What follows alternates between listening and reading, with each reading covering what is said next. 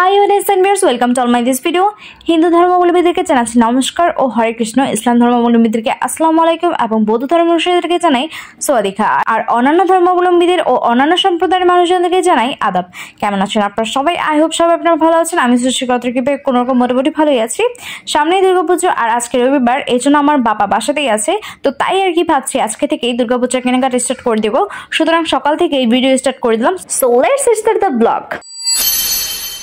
এখন বাজে সকাল 7টা আর আমি এই মাত্র ঘুম থেকে উঠে একটু আগে ওয়াশরুমে গিয়ে ফ্রেশ হয়ে আসলাম। কিছুক্ষণ পর আমি মর্নিং ওয়াক করতে বের হব। এখন ফেসে ক্রিম অ্যাপ্লাই করার জন্য ফেস ওয়াশ দিয়ে ফেসটা ক্লিন করে নিয়ে স্নো দিচ্ছি। এরপর ফেসে পাউডার অ্যাপ্লাই করে ছোট লিপস্টিক দিব। এটাও আমি অফ ক্যামেরা রেডি হয়ে গেছি। মাস্ক অ্যান্ড হ্যান্ড ওয়াশ নিয়ে নিচ্ছি। ফাইনালি আমি ফুললি রেডি বাইরে বের হওয়ার জন্য।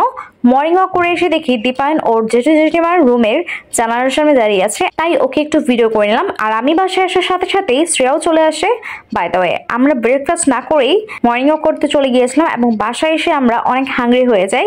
তাই আমার মম আলু পরোটা তৈরি করে আর সাথে চাটনিও বানায়। যেহেতু ও আমাদের বাসায় ছিল আর সকালবেলা ঘুম থেকে উঠে ও বাসা থেকে চলে আসে, তাই ওকে জিজ্ঞাসা করলাম, কিরে তোর খাওয়া দাওয়ার খবর কি, খেয়ে দিয়ে এসেছিস কিনা? ও বললো এখনো খাইনি। তো এরপর ওকে একটা আলু পরোটা দিই। আর দেখুন ওর কিন্তু এখনো ঘুম ঘুম ভাব আছে, তাও ও খেলতে চলে এসেছে। তো রোজ দিনকার মতোই আজকেও শ্রেয়া সবাইকে ডাক দেয় এবং শ্রেয়া ডাকার সঙ্গে সঙ্গে তনুও চলে আসে আমাদের বাসায়। এসেই দুইজনকে হাক করলো এবং তনু শ্রেয়াকে কোলে নিল। সে কি আনন্দ তাদের, খুশিতে একদম ডগমগ। আমি এই কোলে নেওয়ার ভিডিও করাতে তারা বলে আমাদের কয়েকটা ছবি তুলে দাও সুন্দর করে।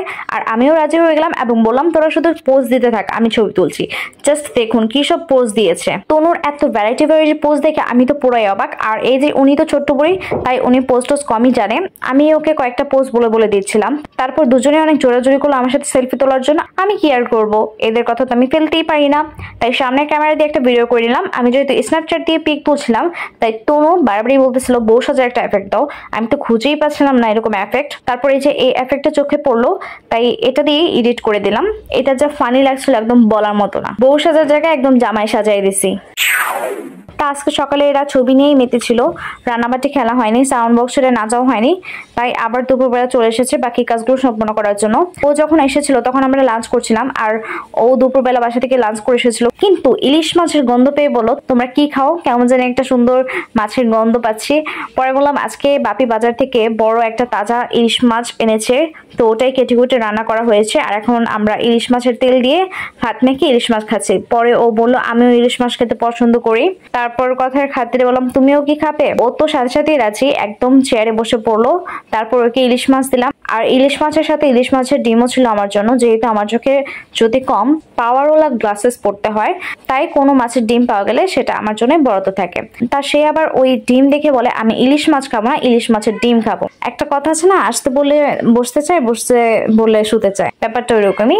তারপর ডিম তো দিলাম। ডিম দেওয়ার পর বলতেছে আর কি আছে। তারপর আমার মা বললো ভাত আছে, ডাল আছে, মাছের ঝোল আছে। পরে তখন গিয়ে সে ভাত এবং একটা ইলিশ মাছ নিল এবং ওই ভাত ইলিশ মাছের ঝোল দিয়ে খেলো। আমার মমটা তো অনেক খুশি হয়েছে। এদিকে তনুও এসে পড়েছে, আর দিকে শ্রেয়ার দাঁত নড়ছে, সাথে দাঁত ব্যথাও করছে। তবে সবটুকু খাবারই খেয়েছে, কিন্তু পরে না খেলাধুলা করেই চলে গেল। আমিও একটু রেস্ট নেওয়ার সুযোগ পেলাম। রেস্ট নিতে নিতে ইউটিউবে দেখছিলাম অনেকেই কাপড় জামার মধ্যে রং তুলি দিয়ে দুর্গা মায়ের ছবি আসছিল। আর আমার বাসায় তো ব্লকের কাজ করার জন্য সবকিছুই আছে, বাট ব্লকের কয়েক রকমের রং ছিল না, তবে অ্যাক্রিলিক কালার ছিল। তো সবার এসব কাণ্ড দেখে আমারও দুর্গা মায়ের ছবি আঁকতে ইচ্ছে হলো এবং ফার্স্ট অফ অল দুর্গা মায়ের ছবি আঁকার ট্রায়ের জন্য ডাটার 15 গেজ নিলাম আর সাথে আঁকার জন্য সব ধরনের উপকরণগুলো নিয়ে নিলাম। যেহেতু আমি একজন ছোটখাটো ড্রয়ার, তাই আমি আমার মতো করে দুর্গা দেবীর মুখটা প্রথমত এঁকে নিয়েছি এবং সবার আগে স্কিনের কালারটা করে নিলাম। তারপর একে একে ঠোঁট, কপালের টিপ, নাকের নথ, 3টি নয়ন এবং 2টো ব্রু আর চুল, এভাবে করে পুরোটা মোটামুটি কমপ্লিট করলাম। হোয়াটএভার, আজকে সকালে আমার ড্যাডির পায়ে গরম চুল পরে ঠোসা পড়ে গিয়েছিল। তো এখন সন্ধ্যাবেলায় ওই ঠোসা পড়া জায়গায় সুই দিয়ে কষ নাকি পুঁজ ওইটা বের করে ফেলবে, কারণ এই ঠোসার ফোলা স্থান থেকে কষ বের করে ফেললে নাকি ব্যথা কমে যায়। আমি তো বাবার পায়ের দিকে তাকাতেই পারছিলাম না। সবাই আমার বাবার জন্য সৃষ্টিকর্তার কাছে প্রে করবেন যাতে আমার বাপির জন্য খুব তাড়াতাড়ি সুস্থ হয়ে যায়। বাই দ্য ওয়ে, জন্মাষ্টমীর দিন তো আগে থেকে আমাদের কোনো প্ল্যানই ছিল না। হঠাৎ গোপালকে সেবা দিতে মন চাইলো, আর আমাদের বাসায় ছোট গোপালও ছিল, কিন্তু গোপালকে একটা ভালো স্থানে রেখে যে পূজা করবো তেমন একটা ভালো স্থান ছিল না। ফলে আমি আর আমার মম কয়েক টুকরো কাঠ, তার কাটা এবং কাগজ দিয়ে এই সিংহাসন তৈরি করে ওই দিনই গোপালকে মন্দির থেকে শোধন করে এনে পূজা দিই। তবে গোপালকে ওদিন সাজাতে পারিনি, কিন্তু কালকে গোপালের চুল, গলার মালা কিনে আনা হয়েছিল, আজকে ওগুলো গোপালকে পরালাম। আমার এই ছোট্ট গোপালকে কেমন লাগছে সবাই কমেন্ট করে জানিও, আর গোপালকে কিভাবে আরো সুন্দর করে সাজিয়ে গুছিয়ে রাখা যায় তা জানিও। আর আজকে সকালে আমার বাবাও দুধ কিনে এনেছিল, প্লাস আমার মাও দুধ কিনে এনেছিল। এখন এত দুধ দিয়ে কি করব, কারণ আমি তো দুধ খাই না, অ্যাকচুয়ালি দুধের গন্ধ আমার ভালো লাগে না, আবার এর আগেরও দুধ রয়ে গেছে। তো তাই আমরা ভাবছিলাম এই দুধগুলোকে কিভাবে ইউজ করা যায় বা এত দুধ দিয়ে আমরা কি করব। তখন মা বলল ছানার রসা করা যেতে পারে। তারপর আমরা সবাই ডিসিশন নিলাম ছানার রসাই ফাইনাল। তো আমি এখন রান্না করব ছানার ঝোল বা ছানার রসা। তাই 1 কেজি দুধের ছানা কেটে নিয়েছিলাম। দুধের ছানা কাটার পরে তার সাথে আধা কাপ ময়দা এবং 1 চিমটে লবণ ও হলুদ দিয়ে ম্যারিনেট করে নিয়ে বরফির মতন পিস পিস করে কেটে নিচ্ছি। আর অন্যদিকে চুলায় তেল গরম করার জন্য রেখে দিয়েছিলাম। এখন এই পিসগুলো থাল থেকে উঠিয়ে কড়াইয়ে ছাড়ছি ভাজার জন্য। বাদামি রং হয়ে যাওয়ার পর তুলে নিচ্ছি। এরপর এক এক করে এভাবেই সবগুলো পিস ভাজা শেষ করলাম। পরে ওই তেলে একটি তেজপাতা, জিরা, এলাচ, দারচিনি ফোড়ন দিই। তারপর টুকরো টুকরো করে আলু ছেড়ে দিই। অল্প একটু ভাজা ভাজা করে এরপর কাঁচামরিচ, 1 চামচ হলুদ গুঁড়ো, 2 টেবিল চামচ জিরার গুঁড়ো ও একটু জল দিয়ে নাড়াচাড়া করি। আর আপনারা চাইলে কাঁচামরিচের পরিবর্তে শুকনো মরিচ অথবা শুকনো মরিচের গুঁড়া দিতে পারেন। পরে ঝোলের পরিমাণ মতো জল দিয়ে দিলাম। তারপর একটু জাল হওয়ার পর পানি গরম হয়ে গেলে পিস পিস করা ছানার বড়াগুলো ঝোলের মধ্যে ছেড়ে দিলাম। এরপর নামানোর আগে 1 চিমটি চিনি ও 1 চামচ ঘি দিয়ে নাড়াচাড়া করে নামিয়ে ফেললাম। এই তো খুব সহজেই হয়ে গেল ছানার ঝোল বা ছানার রসা। ডিনার করতে বসে উলু ও জোকারের শব্দ এবং শঙ্খধ্বনি সহ অনেক মানুষের হইচই শোনা যাচ্ছিল। পরে বারান্দায় এসে দেখি আমাদের বাসার সামনের পূজার মণ্ডপে আজ রাতেই দুর্গামূর্তি নিয়ে এসে পড়েছে।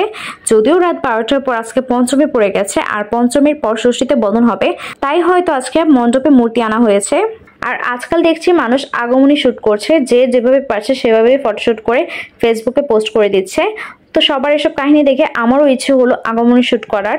যদিও মহালয় চলেই গেছে, তবুও ভাবলাম কালকে পঞ্চমী আছে, পঞ্চমীর দিন ফটোশুট করে রাতে এডিট করে ষষ্ঠীর দিন সকাল সকাল সোশ্যাল মিডিয়ায় আপলোড করে দিব, তাহলেই তো হয়ে গেল।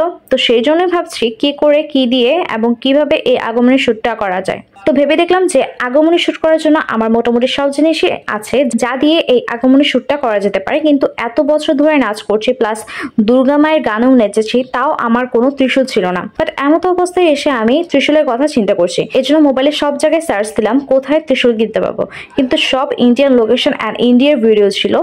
আর বাংলাদেশে যে খুঁজে দেখবো এমন সময় আমাদের হাতে ছিল না। আর ভাবলাম আপাতত হাতে টাকা কড়ি কম আছে, তাই বাসাতে কিভাবে ত্রিশূল বানানো যায় তা ভাবছিলাম। পরে রাত 1টা কি 2টার দিকে ত্রিশূল বানাতে বসলাম। আমি এখানে পর্দা লাগানোর স্ট্যান্ড, পাতলা ও মোটা উভয় ধরনের কাগজ, কেচি এবং সব শেষে সাদা রং ব্যবহার করেছি। প্রথমত পাতলা বা নর্মালি আমরা যেরকম পেপারে লেখালেখি করেই তেমন 2টা কাগজ নিয়েছিলাম এবং সেই 2টা পেপারে ত্রিশূলের 2 পাশের টেক্সচার আর্ট করে নিয়েছিলাম। এরপর সেই ড্রয়ার লাইন অনুযায়ী কেচি দিয়ে কেটে নিয়েছি, প্লাস পাতলা কাগজটা মোটা পেপারের উপরে রেখে ছাপ দিয়ে আবার আর্ট করি। দেন আবারও ওই আগের নিয়মে ড্রয়ার লাইন অনুযায়ী কেচি দিয়ে কেটে ফেলি। এখন আপনারা এতে ভাবতেই পারেন যে আমি কেন একবার পাতলা কাগজে আর একবার মোটা কাগজে একই কাজ 2বার করলাম। আসলে পাতলা কাগজে মাঝখান দিয়ে ভাঁজ করে সমান সমানভাবে কাট করে নেওয়া যায়, কিন্তু মোটা কাগজে ভাঁজ করা যায় না। আর ভাঁজ করা গেলেও সেটা ঠিক মতো কাটিং করা যায় না। মাঝখান দিয়ে যে একটা ভাঁজ পড়বে তার কারণে অনেক খারাপ দেখা যাবে, প্লাস সেই ভাঁজটা কখনো ঠিক করাও যাবে না। তাই নর্মাল পেপার দিয়ে অ্যাকুরেটভাবে কেটে নিয়ে সেটা মোটা কাগজে চাপ দিয়ে কেটে নিলাম। বাই দ্য ওয়ে, মোটা কাগজ কেচি দিয়ে কাটতে অনেক কষ্ট হয়েছে, যেহেতু আমার ধারালো কোনো চাকু ছিল না, সেহেতু আমি কষ্ট করে কেচি দিয়েই কেটেছি। ত্রিশূলের 2 পাশ সেম ভাবে কেটে নিয়ে সেগুলো পর্দার স্ট্যান্ডের সাথে সাদা টেপ দিয়ে লাগিয়ে দিই। আর সবশেষ রং করে এই ত্রিশূল বানানোর কাজ সম্পূর্ণ করি। বাই দ্য ওয়ে, সত্যি কথা বলতে আমার কাছে তেমন অতিরিক্ত কোনো রং ছিল না, তবে জেসো ছিল, সেই জেসো দিয়ে এই হোয়াইট কালারটা করা হয়েছে। এসব করতে করতে 3টা সাড়ে 3টা বেজে গিয়েছিল। তবে এই ত্রিশূল বানিয়েও কোনো সুরাহা হলো না, কারণ পরবর্তীতে আমি আগমনী শুট করতে পারিনি। এর কারণ ছিল এত রাত পর্যন্ত জাগা, আর 4টা বাজে আজান দেওয়ার সময় ঘুমিয়েছিলাম এবং ঘুমানোর সময় অ্যালার্মও দিতে মনে ছিল না। তাই সকাল সকাল ঘুম থেকে উঠতে পারিনি। ঘুম থেকে উঠতে উঠতে অনেক বেলা হয়ে গিয়েছিল, তার উপর দিনটা ছিল মেঘলা। ঘুম থেকে উঠে কেন যেন মনে হচ্ছিল ভোরবেলাতেই উঠে পড়েছে, নয়তো সন্ধ্যা হয়ে এসেছে।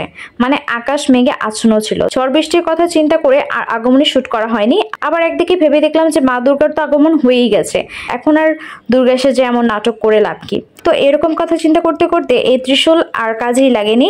আবার ভাবছি পরে এটা অন্য কাজে লাগিয়ে দিব। তো যাই হোক, সব কথা আপনাদের শেয়ার করতে করতে ব্লগটা অনেক বড় হয়ে যাচ্ছে, মনে হচ্ছে আজ বেশি কথা বলে ফেলেছি।